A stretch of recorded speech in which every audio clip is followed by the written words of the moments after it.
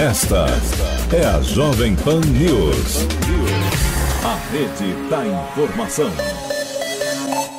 Jornal da Manhã, segunda edição, das 10 da manhã ao meio-dia. E a Agência Nacional de Vigilância Sanitária, a Anvisa, investiga um possível primeiro caso positivo no Brasil de Candida auris, um fungo resistente a medicamentos, muito temido e é o responsável por infecções hospitalares. O alerta foi emitido pelo órgão na segunda-feira.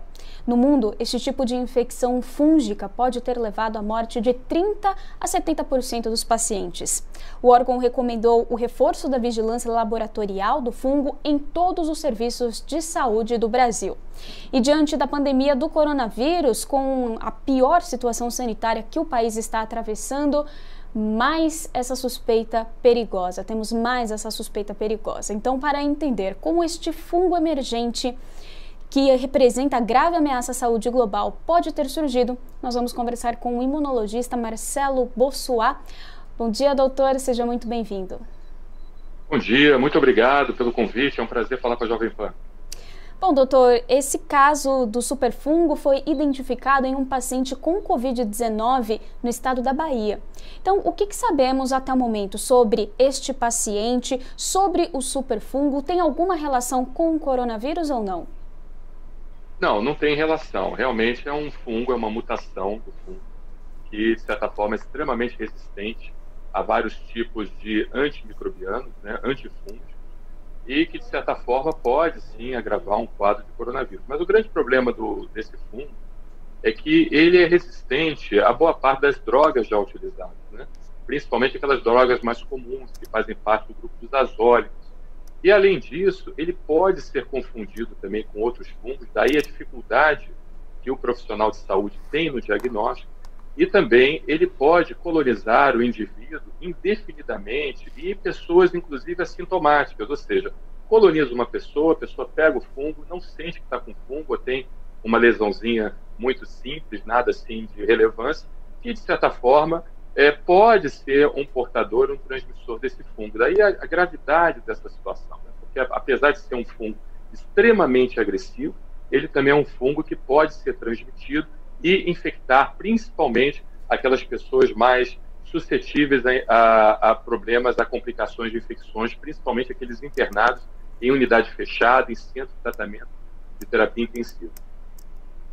Bom, doutor, como o senhor bem explicou e também, segundo a Anvisa, o superfungo representa uma ameaça à saúde global, porque é resistente a vários medicamentos. Então, quais medidas estão sendo tomadas para acompanhar o caso e prevenir a disseminação desse micro-organismo aqui no país? Exato. O que acontece? Como é algo que ainda precisa de muitas pesquisas científicas para você desenvolver um medicamento eficaz, as principais medidas realmente são o isolamento, principalmente aqueles pacientes que têm o diagnóstico do fungo. Nesse caso dessa paciente da Bahia, o fungo ele foi detectado na ponta de um catéter, ou seja, um catéter que levava algum fluido, algum tipo de remédio para dentro do corpo do paciente com Covid-19. Então esse fungo foi detectado na ponta de um catéter.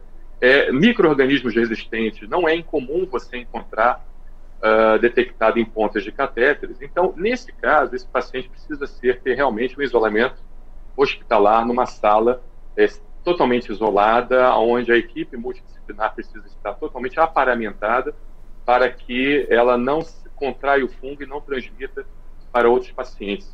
E aqueles contactantes também, os parentes, as pessoas que chegaram próximas ao paciente antes do diagnóstico, eles precisam ser isolados e também precisam ser escaneados. Você precisa fazer vários exames para tentar chegar no diagnóstico do fungo, para ver se aquele paciente está portando fungo, para então iniciar um tratamento precoce e uma prevenção.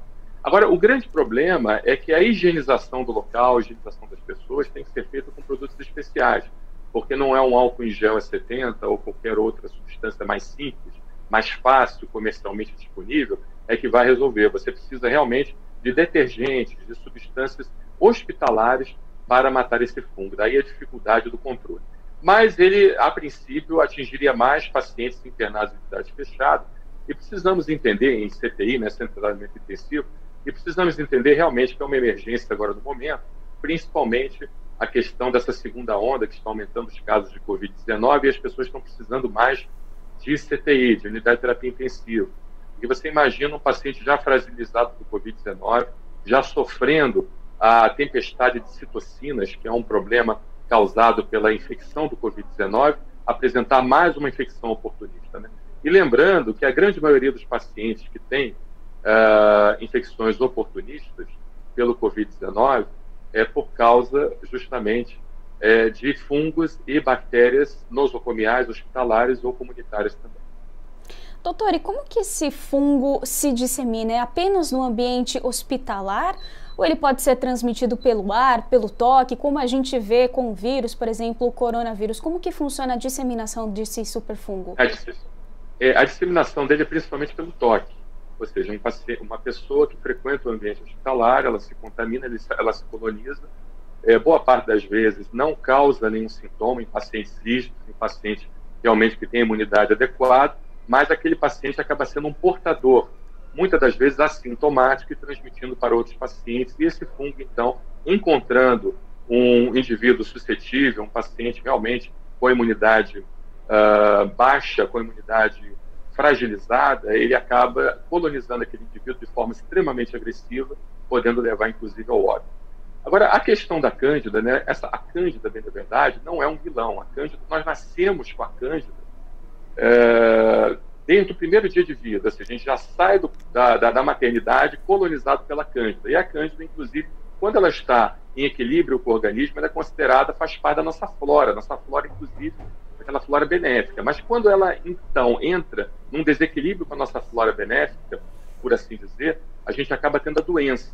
Agora, esse problema da Cândida auris, em específico, é uma mutação dessa Cândida, é a Cândida que se tornou resistente e, consequentemente, é a causadora de patologia, de doença, levando, então, um agravamento do quadro clínico do paciente. Doutor, o senhor falou como esse vírus se dissemina. Agora, a minha pergunta é qual método que os laboratórios precisam para fazer a identificação desse micro-organismo? É de fácil identificação ou não?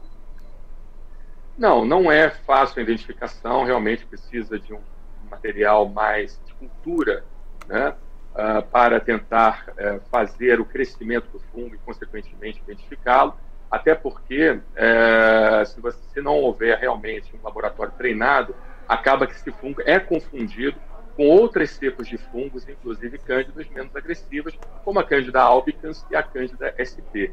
Então, realmente, é algo que precisa de um treinamento mais específico do laboratório para que eles consigam, então, fazer um diagnóstico mais adequado e, consequentemente, um tratamento precoce e uma prevenção, principalmente nessa questão do isolamento hospitalar daquele paciente portador do fungo e também dos contactantes, daqueles pacientes que tiveram contato com o paciente.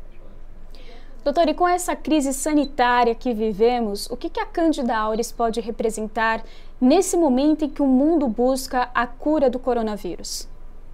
A Candida auris ela já existe desde 2010, então, assim, não é uma novidade. Nós temos há 10 anos de identificação da Candida auris. Foi o primeiro paciente no Brasil que, de certa forma, foi identificado com esse fungo. Certamente, as medidas preventivas da Agência Nacional de Vigilância Sanitária, que é uma agência de excelência, é considerada uma das melhores agências de controle sanitário do mundo, certamente essas medidas preventivas elas vão ajudar muito no controle da Candida auris. Nós acreditamos nisso, que é um pessoal muito competente que está lá em Brasília, atuando à frente da Agência Nacional de Vigilância Sanitária.